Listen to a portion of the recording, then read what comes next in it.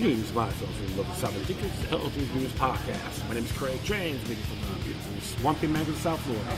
And today's date, Friday, December 21st, 2018. So let us begin.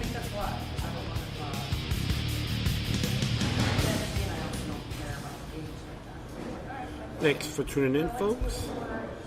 Real windy outside in South Florida, along the whole state to be exact. And rain's coming in once in a while. Blue skies, and rain again, and cloudy. And it's that first day of winter. Well, winter down here is like spring for others. That's okay. I like it. I am at Cafe Collective, located at 100 North of Federal Highway, Suite C4, in the heart of downtown Fort Lauderdale. That's right. It's actually at the corner of Briar Boulevard and 7th Avenue. Pretty cool little place. Nice little facility in this apartment complex. And have a salon and all that. It was pretty cool. A coffee community for sure. So, I know a lot of folks out there are flying out, tend to their families. Folks, be safe. And always beware of the TSA. Alright? Thousands staying around. Want to grab your junk. Want you to go through the body scanner like a bunch of peasants. Opt out. Don't bathe. Let them smell your aroma. Because, with all due respect, they got to earn their money, right? Absolutely. And of course, you got to say, oh, you smell like a terrorist. No such thing as that. Because remember, the real terrorists are tyrannical government. Criminal agents, to be exact. Criminal elements, for sure. So, speaking of this, tyrannical, treasonous, asset forfeiture, I got this from the Chris Ann Hall show a while back, and she gave a basic rundown on this bill, which it was enacted. Not enacted, but introduced on May 9th, 2018 by Representative Susan Brooks, Republican from Indiana, District 5 to be exact. It's entitled, this is H.R. 5717 to Jack Laird Act of 2018. This may not go through right now, maybe on a new session, you have to be aware. And it's mainly about an incident that happened in Indianapolis, and an officer was gunned down from a horrific criminal event. However, now they want to believe they can make it a little bit more overreach financially. And as referred to the Subcommittee of Crime, Terrorism, Homeland Security, and Investigations. I'm going to read the text in its entirety and give you my intake for sure. And it says here, authorize to Attorney General to make grants to states that have in place laws that authorize the seizure of firearms from dangerous individuals and for other purposes. So, what are other purposes? Criminality, I would say, right? Assume. As it reads here in the House of Representatives, May 9th, Mrs. Brooks of Indiana for herself, Mr. Deutsch, the gyno-infested fool from Florida, signed it, Mr. Umpton, Mrs. Dingles, Mr. Fortenberry, Mr. Pollen, Mr. Kaufman, Mr. Dent, Mr. Barra, Mr. Costello of Pennsylvania, Mr. Carson from Indiana, Mr. MacArthur, and Mr. Moulton, introduced the following bill that will refer to the Committee on the Judiciary. And the bill here to authorize the general, as I already said that, being acted by the Senate and the House of Representatives of the United States of America and Congress assembled. Short title, the act may be cited as the, quote, Jake Laird Act of 2018, unquote. Of course, the definition of this, in this act, one, term the firearm has meaning giving the term in Section 921 of Title 18 U.S. Code. 2, terms of dangerous means with respect to an individual that the individual A presents an imminent risk of injuring himself or herself or another individual, or the individual B, 1, may present a risk of injuring himself or herself or another individual, and 2-1, as like B, of course under B as well, has a mental illness that may be controlled by medication. Ooh, Big Pharma's gonna like this one, right? Yeah. But has demonstrated a pattern of non-voluntary and consistently taking such medication except under supervision.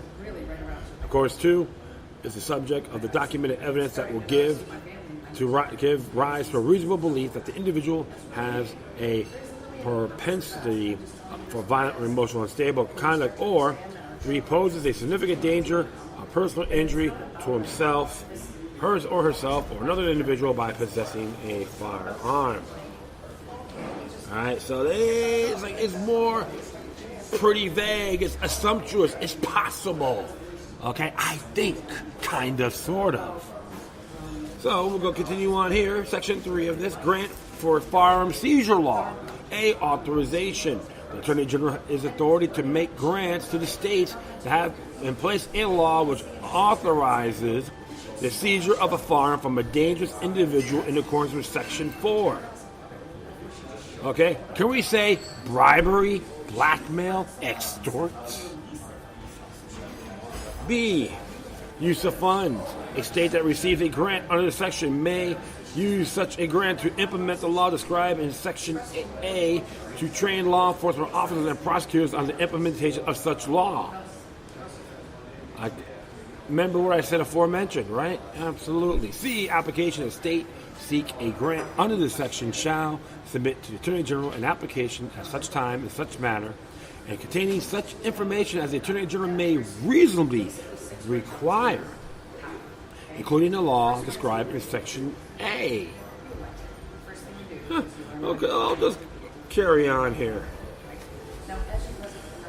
Section 4, requirements for firearm seizure law. In order to be eligible for a grant under this section, a state law will provide for a process that is substantially similar to the following. 1, warrant to seize a firearm from a dangerous individual. A, issuance. A court of competent jurisdiction may issue a warrant authorizing a law enforcement officer to seize a firearm from the person that the court determines there's a possible cause to believe is dangerous and in possession of a firearm. B, affidavit required. A law enforcement officer seeking a warrant described in subparagraph A shall submit to the court an affidavit which contains the following information. 1, facts supporting a law enforcement officer's probable cause to believe that the individual is dangerous and in the possible possession of a firearm, including a description of the law enforcement officer's interaction with the individual or with another individual who provided information relating to the individuals against whom the warrant is sought and who the law enforcement officer determines is credible and reliable. Can we say manipulation, mind control 101? Oh man, this is getting real exciting, right? I'll proceed. And there's 2 on the subsection B. The specific location of the firearm. Specific location. Oh, I think it's under his bed, but I'm not so sure. 2, a seizure of a firearm without a warrant. A law enforcement officer may seize a firearm from an individual who the law enforcement officer determines that their probable cause to believe is dangerous without obtaining a warrant under paragraph 1 in the case of exigent circumstances. 3, return filed with court no later than 48 hours after serving a warrant issued under paragraph 1 or seize a firearm under paragraph 2. The law enforcement officer who served the warrant shall file a return with the court that includes the following information. A, the date, time on which the warrant was served or the firearm was seized as applicable. B, the name and address of the individual with respect to whom the warrant was issued or from whom the firearm was seized as applicable. C, quality of firearms seized and a description of each such firearm. 4. A hearing. In general, no later than 20 days after the return is filed under paragraph 3, the court shall hold a hearing to determine whether the individual is dangerous. If the court determines that the individual is dangerous, the court shall 1. Order the law enforcement agency maintain the possession of a firearm. 2. In the case of an individual who has a license to carry a firearm, revoke such license. And 3. Enter and restraining that individual from acquiring a firearm. So, judge, jury, executioner. Some due process, right? Total manipulation. B. Notice. The court shall provide notice of such hearing to the government and to the individual from whom the firearm was seized. C. Burden of proof. At a hearing under subparagraph A, the government shall have the burden of proving by clear and convincing evidence that the individual was dangerous, that the firearm should not be returned to the individual from whom it was seized. D. Firearm owned by another individual. If the court determined that the firearm seized is owned by an individual other than the individual with respect to whom the warrant was issued, the court shall order the return of the firearm to that individual. Yeah, don't hold your breath, all right? E. Inclusions in NICS. In the case that court enters an order described in subparagraph A, the appropriate person shall make such information available to the Attorney General to be included in the National Instant Criminal Background Check System. Yeah, that didn't work for Nicholas Cruz, the suspect himself. They had laws in the books on that. 5. Petition to return a firearm in general, beginning on the date that is 180 days after the date on which the court entered an order described in clause A through and 3, paragraph 4. Paragraph 4A, an individual against from such an order entered may petition the court for the reversal of such order. So they could hold it so it would be 6 months. 6 months. How pathetic these people, how disgusting this referendum really is, right? B. Granting a petition. The court shall grant a petition filed under subparagraph A if the petitioner gives a preponderance of evidence that the individual is not dangerous. C. Denial of petition. If the court denies a petition under this section, that the individual against from whom a such order was entered may file another petition under this section beginning of that date is 180 days after such denial. 6. Disposal of firearm in the case that the order under paragraph 4A subsection I or 1 is still in effect on that date, that is 5 years after the date on which it was entered. The court, after giving notice of appropriate parties, may order law enforcement agency in custody of such firearm to dispose of firearm in accordance with any applicable policy of this jurisdiction in which the firearm was seized. 7. Request to sell firearm.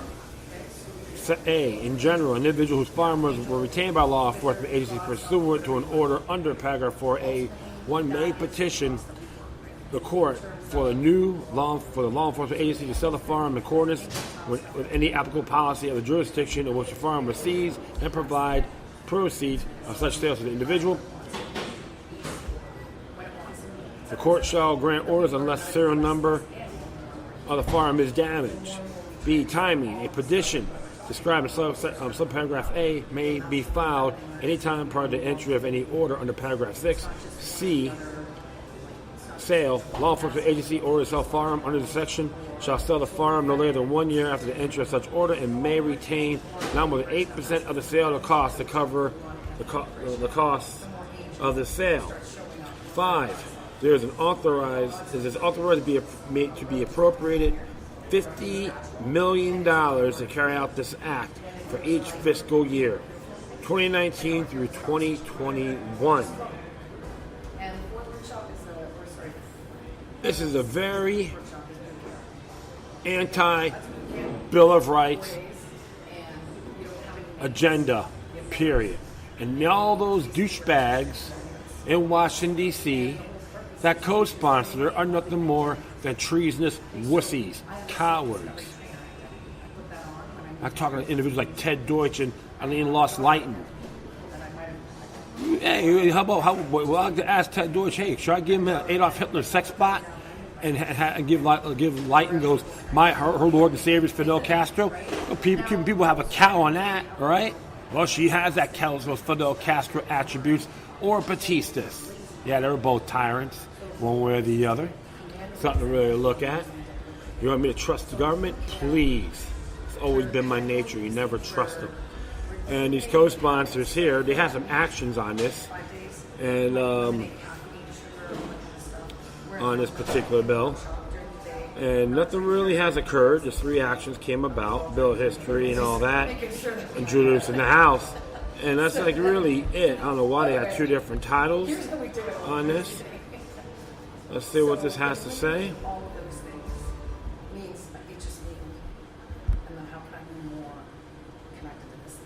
Nothing really new or exciting.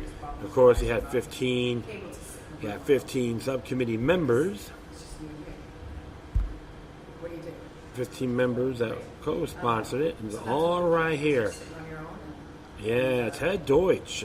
I know. What would American Element say about you, sir? Or Haim Solomon? Because based on what you did, you're not even a man, not even close to being a man of those 2 great individuals. At least they fought for what was right. You didn't.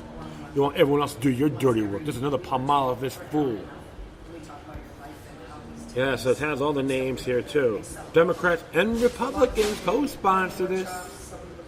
So it's never been a big partisan ordeal. It's called tyranny at its finest.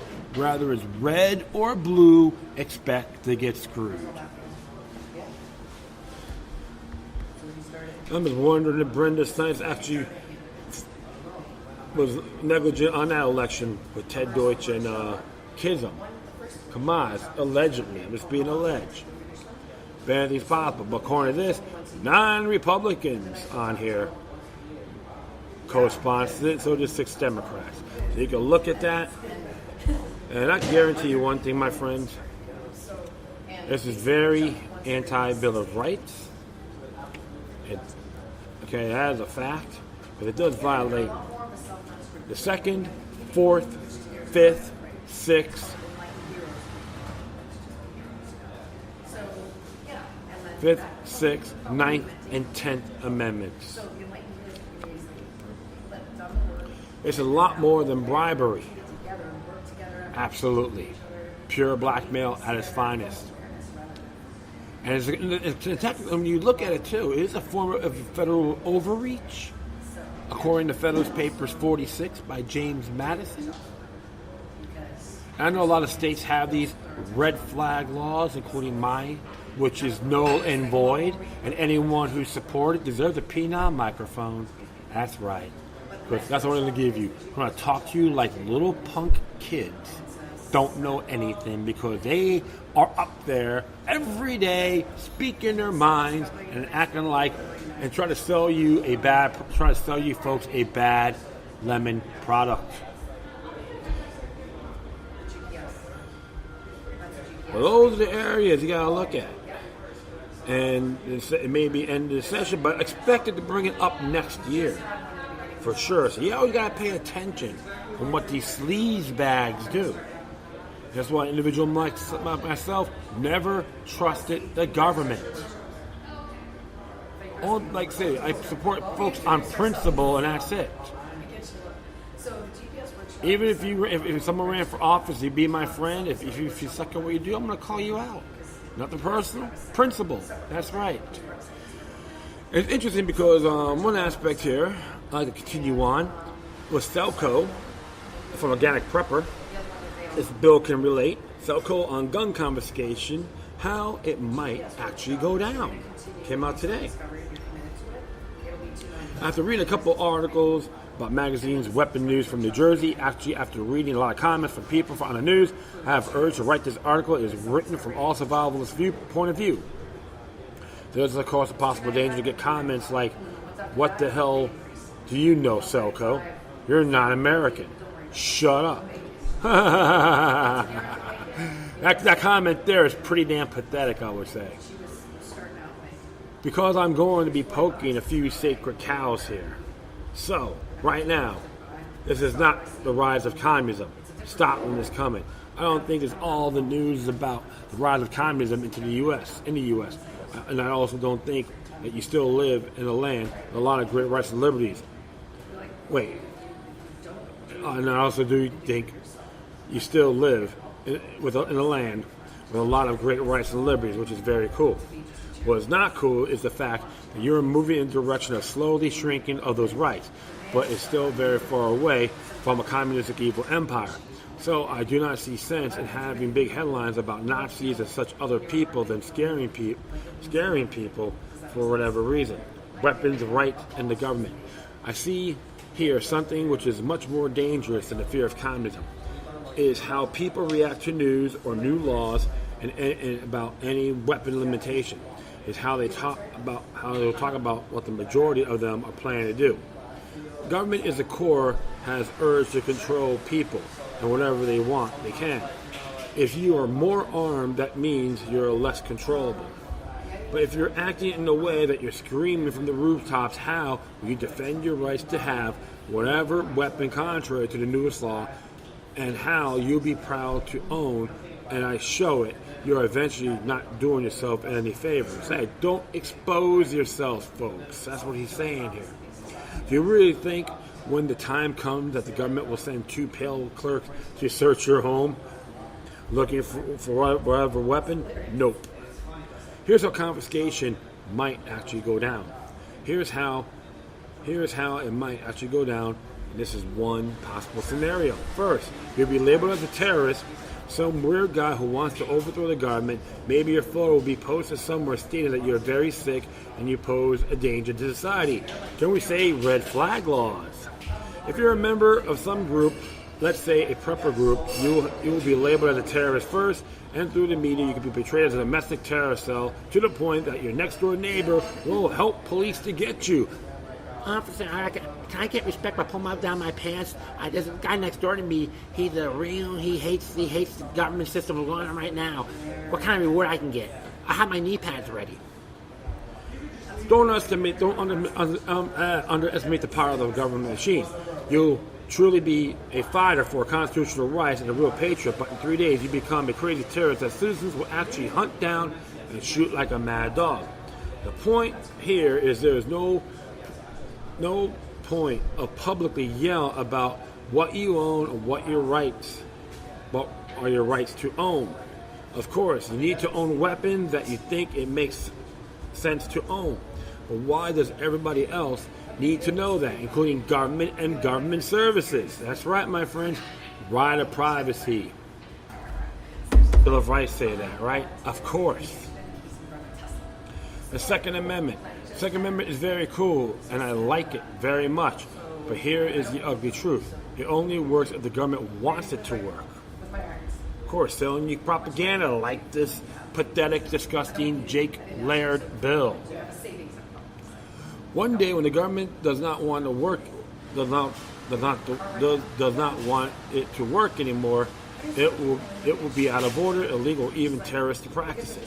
Sorry, it's not your inalienable right. Government lets you think it is your inalienable right. Actually, you don't need to protect that right. You need to defend it. Vigilance, my friend. See, I like this article already. But again, not in a way that you're going to portray yourself as a terrorist. I mean, I will own what I want to own. And only I am going that until the day when I need it very badly. Owning weapons. There used to be a law about weapons here, where I live, before the war. And yes, you could own a weapon, but it was such a hard law that actually not too many people owned legal weapons. And the right, when the SHTDF, or crap hits the fan, first thing that happens was the confiscation of legal weapons, based on a list of who owned legal weapons. See that little list? See what's going on, folks? I want to, licensing and all that. That's part of the plan. Now, what people could do then went to say, this is my legal weapon. I have the right to own it by the law. And those who did actually got shot. There were 20 heavily armed guards at your door asking nicely for your weapon. It will be turned over to them. In the name of law, as an effort of the government that want to calm down the chaotic situation. Sometimes if you said no, those guys would simply destroy the whole house with RPGs and bombs. And guess what that meant? Folks who own a legal weapon lost them even before the SHTF. A lot of guys who owned them in an illegal way, hidden somewhere, still own them with SHTF. Prepare yourself, my friends. Illegal and illegal have different meanings in different times and based who say those words, so think about it. I'm not saying that it will go like that they're where you are. What I do say is that you need to think a bit outside the box when it comes to owning things. My thoughts on this. For many years I found it ridiculous not to have an illegal, not traceable weapon stored somewhere safe for the bad times. When SHTF and if guys show up on my doorstep to confiscate my weapon, what will I do? I will give them the weapon that they know about. What else should I do? Practice my rights? Nope. I have more of the stuff. It is not worth the fight over the one they know about. And don't leave all your eggs in one basket. What will be coming for the future? Again, I don't know. I don't really see the government taking all rights of owning a weapon as a possibility there. The traditional firearm is simply way too big, and also the number of weapons is too big too. But what is possible is a rapid shrinking of that right through some big event in an effort of getting things back to normal. Hopefully you folks remember what happened with Hurricane Katrina. The outer rim of New Orleans, the parasites are taking farms away from the people. And some soldiers, okay, well, that's my job. But then a lot of them realized they were wrong. And you know what? I disapprove of the action, but at least they're had the courage enough to say it was wrong. Okay, we'll keep it like that. Well, actually, you never know. Anything's possible. Oh, hold on here. When something big happens and there's big fear and terror, people are ready to give away a lot of rights and liberties in exchange for the feeling of safety and security. This is the wrong, of course, but it's how things work. And you can say that too, because it does happen. You know? Oh man, hold on here. Again, I don't really. Yeah, okay.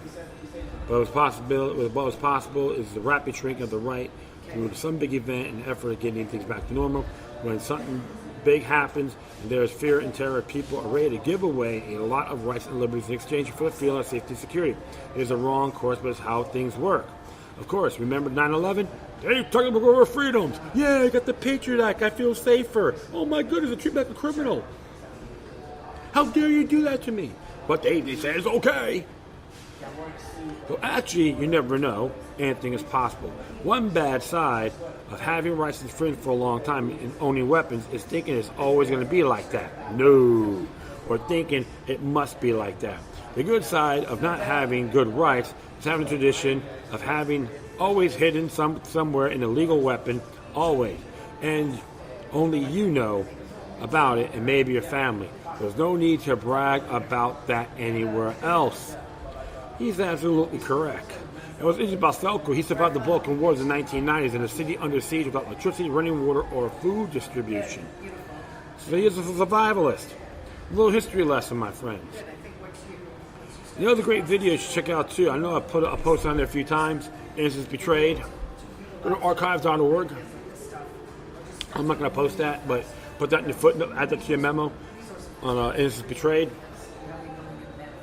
On archive.org, archive.org.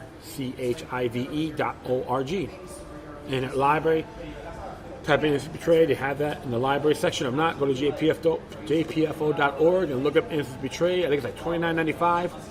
It's a fantastic documentary. It was very good production. You can put something like that on History Channel. Okay, that's how much the quality of production really is. So one of the areas you have to be, my friend, to preserve liberty, you have to exercise eternal vigilance. And it's interesting too. I could go back to this so-called unconstitutional referendum all right, on the James Laird Act and anything else considered unconstitutional. One Chief Justice John Marshall said this in the case of Marbury versus Mass in 1803: a law repugnant to the Constitution is void. Very self-explanatory.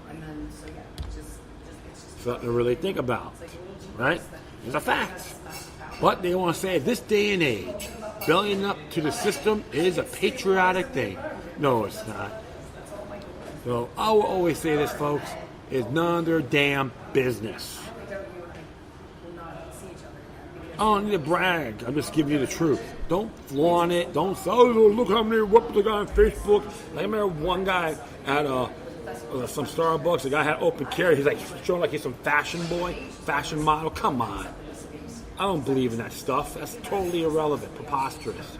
And I know one thing for sure, a lot of these fellow police officers, deputies around the country, don't like what's going on either. So it's always going to be the human element. Have them ready. Don't leave all your eggs in one basket. Don't brag about what you got. Because it's none of their damn business. Right of privacy. Use the Roe versus Wade case of 1973. The right of privacy. You'll be surprised what you can do. Even if you're against abortion, that's a good monkey wrench to throw back at them because it has merit. All right, folks, I will be right back, so stay tuned. All right, folks, I'm back. All right, next one here. If you're gonna leave all your eggs in the hands of the government, including the police, which they are considered governmental delegates, I address that out of respect. There's an interesting case that happened a while back, a few days ago to be exact, but it came out yesterday on Mises.org on the 20th. It says here, police have no duty to protect you. Federal court affirms it yet again. By Ryan McMacken. Following last February shooting at Marjorie Stoneman Douglas High School in Parkland, Florida, some students claim local government officials were at fault for failing to provide protection to students. The students filed suit, naming 6 defendants, including Broward School District and Broward Sheriff's Office, as well as School Deputy Scott Pearson and Campus Monitor Andrew Medina. On Monday, the federal judge ruled that the government agencies had no constitutional duty to protect students who were in custody. The latest decisions adds to the growing body of case laws establishing that government agencies, including police agencies, have no duty to provide protection to citizens in general. Neither the Constitution nor the state law imposes a general duty upon the police officers or other governmental officials to protect individual persons from harm, even when they all know the harm will occur. It said Darren L. Hutchinson, a professor and associate dean at the University of Florida School of Law. Police can watch someone attack you, refuse to intervene, and not violate the Constitution. The Supreme Court has repeatedly held that the government has only a duty to protect persons who are in custody, he pointed out. So if you're a jailbird, that is their obligation to protect you. Supposedly, right? Moreover, even though the state of Florida has a compulsory schooling laws, the students themselves are not in custody. The court have rejected the argument that students are in custody of school officials while they are on campus. Mr. Hutchinson said, custody is narrowly confined to situations where a person loses his or her freedom to move free and seek assistance on their own, such as prisons, jails, or mental institutions. Hutchinson is right. The Supreme Court has made it clear that law enforcement agencies are not required to provide protection to the citizens who are forced to pay the police for their services. In the cases, Tashaney versus Winnebago and Town of Castle Rock versus Gonzalez, the Supreme Court has ruled that police agencies are not obligated to provide protection to citizens. In other words, the police are well within their rights to pick and choose when to intervene to protect the lives and properties of others, even when a threat is apparent. In both of these cases, clear and repeated threats were made against the safety of children, but government agencies chose not to take action. A consideration to these facts do not necessarily lead us to the conclusion that law enforcement agencies are somehow on the hook of every violent act committed by private citizens. The reality does belie the often made claim, however, that police agencies deserve the tax money and obedience of local citizens because the agencies keep us safe. Nevertheless, we are told there is an agreement here, a social contract between government agencies and the taxpayer and citizens. And by the way, and by the very nature of being a contract, we meant this is a two-way street. Taxpayers are required to submit a government monopoly on force and to pay these agencies taxes. In return, these government agencies will provide services. In case of police agencies, these services are summed up by the phrase to protect and serve, a model that has in recent decades have been adopted by numerous police agencies. But what happens when those police agencies don't protect and serve? That is what happens when one party in this alleged social contract doesn't keep up its end of the bargain. The answer is very little. The taxpayer will still have to pay their taxes and submit to police agencies as lawful authority. If the agencies or individual agents are forced to pay a result of lawsuits, it's the taxpayer who will pay for that too. Oh sure, the senior leadership positions may change, but the enormous agency budget will remain. The government agents themselves will continue to collect generous salaries and pensions, and no government will surrender its monopoly on the use of force. So hopefully everyone out there, the Emma Gonzalez's of the world, march for our lives, enough is enough. Ban assault weapons now, gang. Have to realize this. The police aren't obligated to protect you as an individual. And my past episodes pertaining to the horrific events that happened at Stoneman Douglas High, I brought that to light many times with the Florida statute law and the case of Wong versus City of Miami in 1970.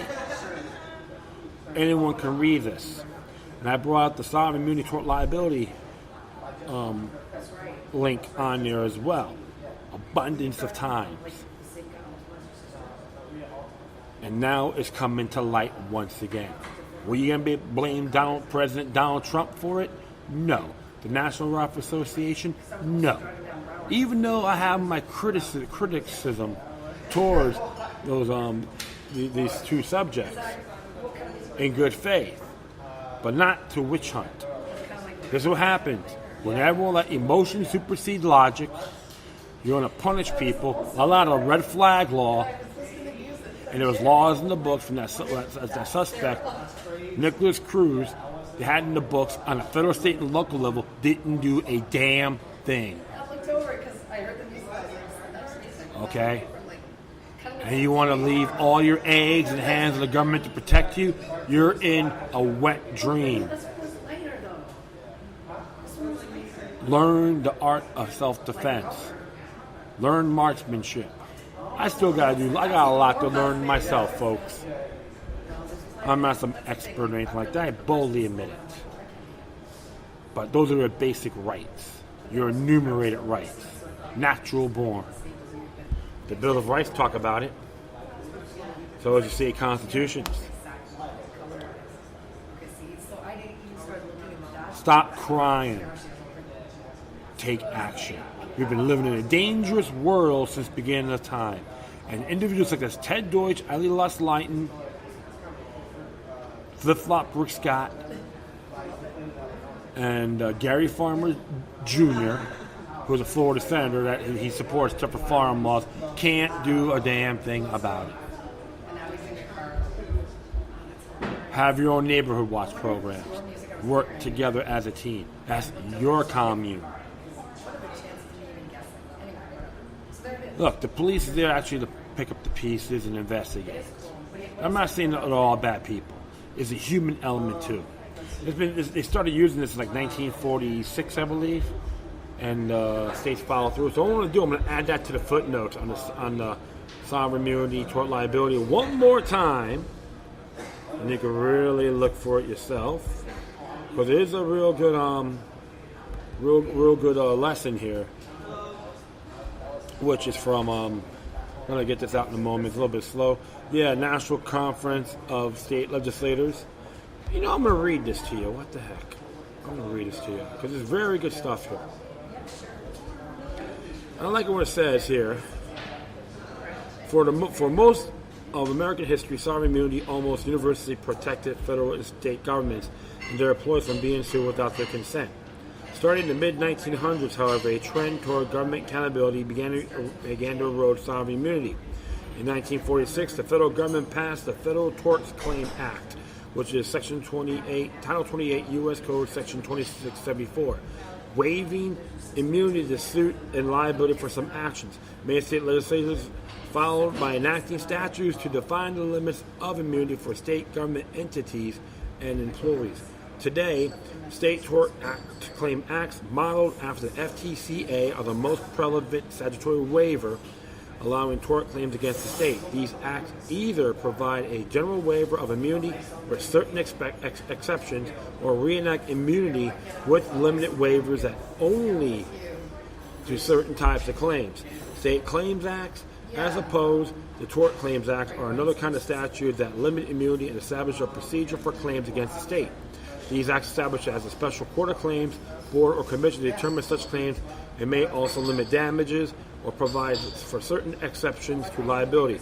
Connecticut, Illinois, Kentucky, North Carolina, and Ohio use this approach. At least 33 states limit or cap the monetary account for damages that may be recovered from judgments against the state. At least 29 states, often in combination with the cap, prohibit a judgment against the state from including punitive or expropriatory damages. And there is a table of lists. Statutes of the constitutional provision of all 50 states and the District of Columbia related to immunity and tort claims against the state. And it says here, this is including constitutional provisions that establish legislative authority over sovereign immunity or tort claims issues, statutes of constitutional provisions, generally the sovereign immunity or tort claims against the state, governmental entities, discretionary functions, exceptions to state liability, misrepresentation exceptions to state liability, prohibitions on punitive or expropriatory damages against the state, monetary limitations, caps on damages against the state per occurrence, person, and or per cause of action. This table does not include case law, citation, dealing solely without political subdivisions, such as the municipal and county governments, or statute exclusively with suits against state employees. There's a big list of it down here. And I can tell you all 50 states and all that. So I'm going to add that to the footnotes because it is essential. Folks need to learn this. And I know people who've listened to my show a very long time know I repeat this.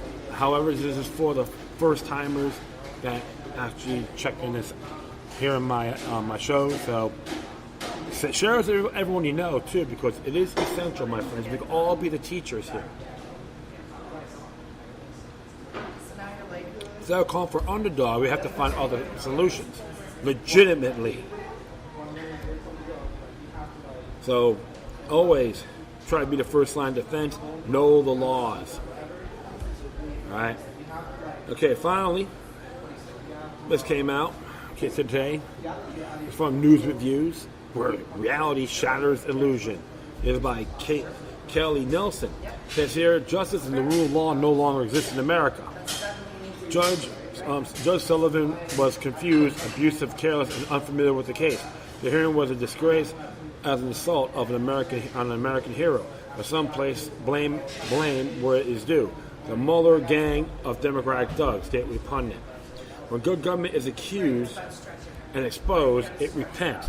When evil government is accused, uses full power to destroy its justified accuser.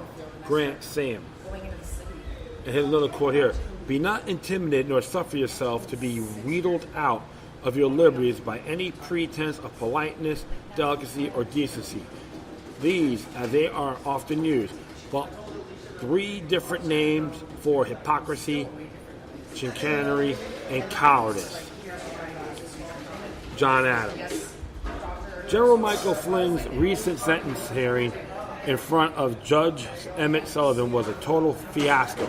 Judge Sullivan damaged his own reputation with an extraordinary public attack on the former national security advisor for a crime he had been never charged with. What a disgrace this psychotic 1994 appointed judge made of himself. Judge Sullivan obviously has not heard what former director of the FBI James Comey admitted on MSNBC. Comey said he took advantage of the neophyte Trump White House and his staff sent the agents to interview Flynn. I thought it's early enough. Let us send a couple of guys over. Comey bragged. This was something I probably wouldn't have done or maybe have gotten away with in a more organized administration. The day after General Flynn's hearing, Washington federal judge Sullivan declared unlawful a new set of restrictions on the Trump administration imposed of immigrants seeking asylum in the U.S. on the basis of domestic violence and fear of gangs. Sullivan actually ordered deported asylum seekers to be returned to the U.S. in the Trump administrative reboot. There's a link for that. Please. During General Flynn's hearing, Judge Sullivan repeatedly asked the general if he wanted to change his plea to not guilty. Sullivan said he was prepared to have the general change in his plea or even ask for a dismissal of the charges. The general answered no every time Sullivan posed a question because the general's attorney, Mr. Kellner, had exposed him in the memorandum that former Deputy Attorney General Andrew McCabe had suggested to Flynn during a phone conversation that he didn't need a lawyer present during his first initial with the Bureau.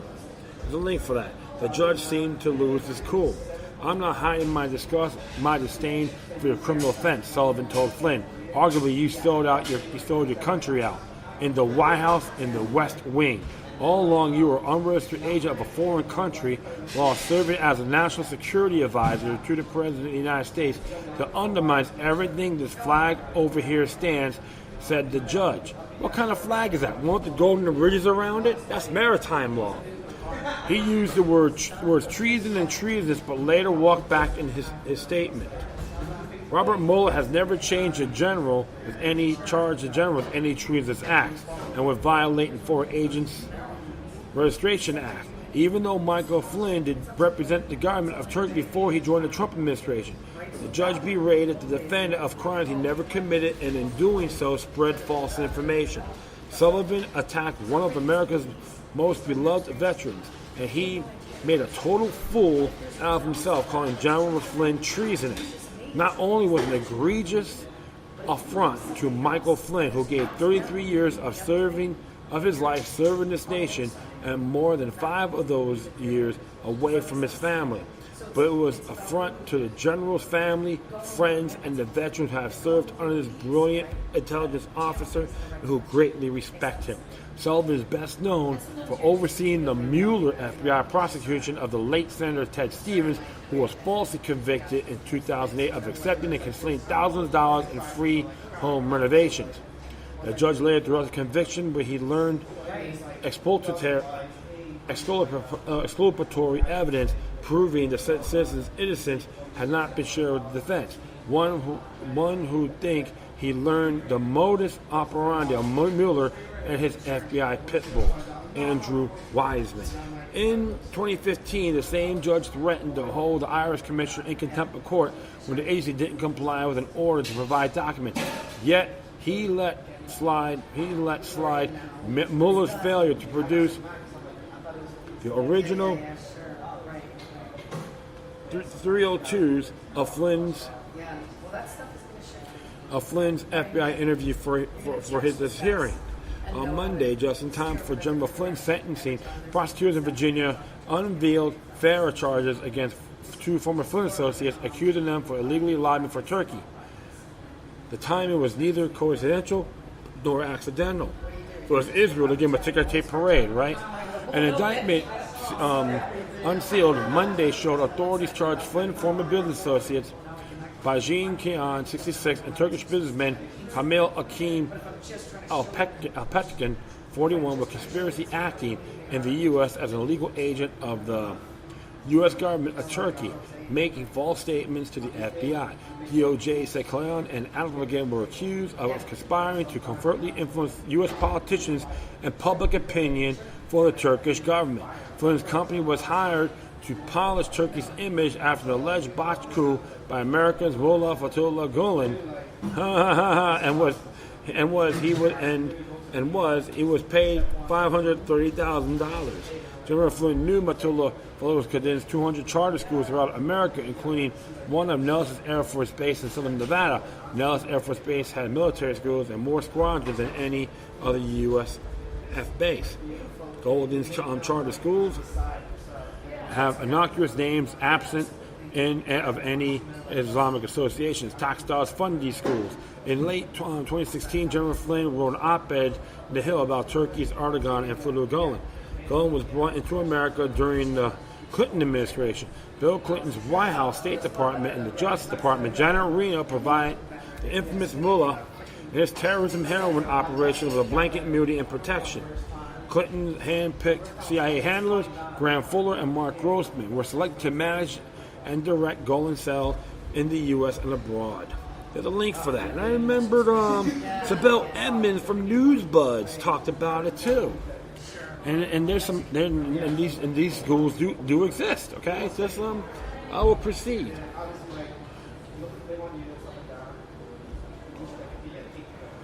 Sorry about that. Former CIA Director James Woosley noted the lucrative lobbying position already under contract with General Flynn's company, Flynn Intel Group, and attempts to steal it out from under him at a price 20 times higher, telling the Turkish businessmen he could do a better job. He was passed over for the position in the Trump campaign, and the Turks turned him down.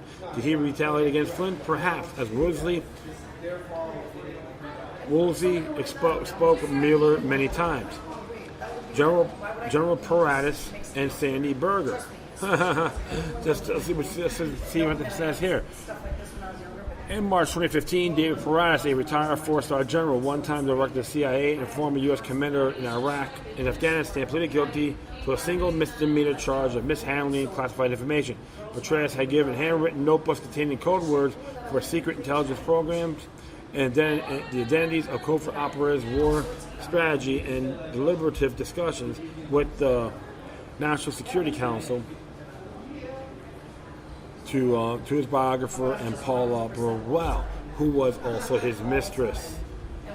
Because of Paratus' position as one of the country's most important intelligence officials, the sensitivity of the information he gave Broadwell and the fact that he apparently lied to FBI investigators about giving Broadwell any classified information whatsoever, many believe that Paratus deserves something more than the $100,000 fine and 2 years of probation he eventually received. And yes, Paratus did get in trouble for far less than what Hillary Clinton did. Robert Mueller's good friend, James Comey, was the director of the FBI at the time, for lying after stealing highly classified documents from the National Archives. Former Clinton National Security Advisor and Kerry campaign advisor Sandy Berger received a small fine and a slap on the wrist. On July 19, 2004, it was revealed that the United States Department of Justice was investigating Berger for unauthorized removal of classified documents in October 2003 from the National Archives reading room prior to testifying before the 9/11 Commission. For his crime, that he paid $10,000 and received no jail time, yet Martha Stewart spent time in prison for lying to federal investigators. Berger's security clearance was suspended until the end of the Bush administration. Meaningless for a career Democrat like Mr. Berger, one wonders who at the Department of Justice is responsible for letting such serious offense go virtually unpunished. You guessed it, Robert Mueller was the FBI director. Can we say, let the scumbags go? Yep. So all those clowns that there's to protect Mueller have been paying attention. General Michael Flynn's future. The general plead guilty to lying to the FBI has cooperated with Mueller. Both sides agree he shouldn't get jail time. And sentencing hearing was just a formality until it wasn't. Unlike Berger and Paratus, Michael Flynn is far more dangerous to corrupt intelligence cabal. Yet this trial for General Flynn would be over until this deranged judge threw everything to the wind and accused the three-star general of heinous acts that he has never committed. Michael Flynn is between a rock and a hard place. Everyone who has watched the railroading of Donald Trump, Trump's finest administrative choice, knows the general never lied to anyone. Mueller's 30-year mundus operandi has been been pressure and threatened to those he wishes to destroy until the plea to a crime to escape the harassment. Mike could have told the judge that he was upset and trapped by the FBI and that he was innocent and wanted to amend his guilty plea and to ask for dismissal. But that would guarantee more charges, most likely regarding his business affiliation with Turkish businessmen or charges against his son, his wife, or his extended family. What was the general to do but fall on his own sword to protect his family? FBI agents Peter Stroke, John P. Pinka, Deputy AG Andrew McCabe, and former FBI Director James Comey have all stated General Flynn never lied. To escape his continuous legal nightmare, General Flynn pled guilty to something he was never guilty of to begin with. The court hearing in front of Judge Sullivan should have exonerated the general in freedom, but the judge failed his duties, and this living hell continues for Judge Flynn and his family. Conclusion: the buck stops with Donald J. Trump. He could have legally put an end to his nightmare long ago. He is endowed by the Constitution with the authority to do so. As in charge of the corrupt DOJ apparatus, it doesn't have to obey these federal district judges. He can fight back. FBI agents Joe Pinka and Peter Stroke interviewed General Flynn in his White House office. The FBI refused to allow Pinka to testify for Mike Flynn and tell the court that Mike Flynn had not lied. Our president has the right to demand but he can testify under Article 2, Section 3 of the Constitution. He has been silent. And you can read it, folks. It's pretty good stuff here. President Trump has declined to protect those who have campaigned and worked for him. He's hired from the establishment, and many of whom came from the Bush administrations, and we all know the Bush families voted for Hillary. Trump's advisors are much the same. His attorneys are third-rate, even that. He had hired superb legal counselors, and there are many they would have told him that he has a total and complete authority to stop Mueller's wrecking ball. Yet he does nothing. Destruction of one of the finest American veterans may result in prison time for him because the rule of law and true justice seem to longer exist in America. Interesting synopsis there. But it is true. There's a lot of cloak and daggering going on, folks. And we talked about that way back before Trump became president. He has the power to do things. There's a lot of stuff I disagree with him too. Don't get me wrong. If the economy collapsed, for example, they're all going to blame it on him. Don't buy it. It's been planned for a long time. Focus on the Federal Reserve. They're your real enemy. What happened to Michael Flynn is very unacceptable. And you got all these little criminals out walking around thinking they're superior. All these prima donnas. Benedict Arnold was more patriotic than these clowns, like Mueller and his lackeys, and Comey. Yeah, Comey's a criminal too, because of his past practice. A bunch of tyrants in them, folks. J. Edgar Hoover would be proud, I would say. He was a big brother. He is very pro-big brother, a Nazi sympathizer, and that legacy going on with the FBI's building. J. Edgar Hoover building, self-explanatory. But what happened to Michael Flynn, I believe he was threatened too. I've been mistaken, but a few things may be coming up in the woodworks that can blow back in all those tyrants' faces. It's going to happen when we least think about it. Bless Mr. Flynn for still was right. So I did some homework on him too. Even Sybil Edmonds did a real good piece on him on NewsBuds. And she said too, he was a good man, and they try to crucify him, a fall guy for the tyrants. So wherever you do, folks, be vigilant, because it can happen to any of us. They call us terrorists and all because we're free thinkers. You can do what you can as an individual, and action conquers fear. That is it. I thank everyone for listening, plus feel free to download and share us on your social media networks. If you have any questions, comments, or you send something email to check out, whatever you do, please feel free to send your correspondence with decorum, plus all my information will be on my Spreaker page. social media sites. Contact me there and my email addresses. All right. Well, based on what I've been reading, I want to do the song by Sons of Liberty, Molon Labe. I played it before. It was a very good tune. And don't forget, this Sunday,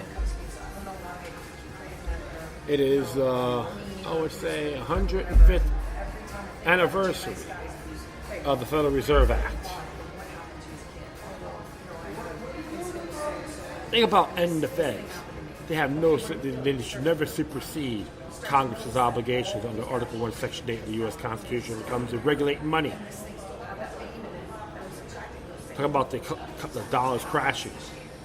They're all going to blame it, like I said, they're all going to blame it on Donald Trump. Don't even go there, folks. And you're talking to a guy who doesn't worship anyone. Had his cult of personality complex. To stand on principle. So I'm going to play a song, Molon Labe by Sons of Liberty, which was John Schaefer's side band. He's the guitar founder of Ice Earth, metal, but good song. All right, my friends. Once again, thank you for your time. Plus, always remember that demoniac resistance helps us the soul and can liberate humanity. Until next time, take care of yourselves. Keep on spreading love. May your guardian spirits be with you.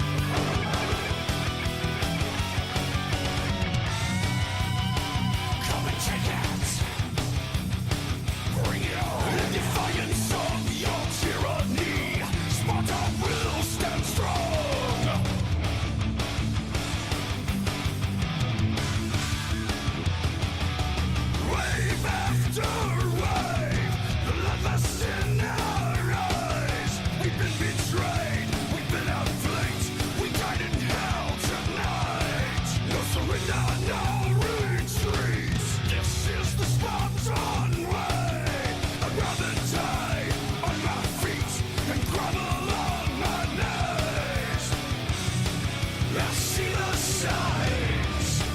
The tyrants on the rise.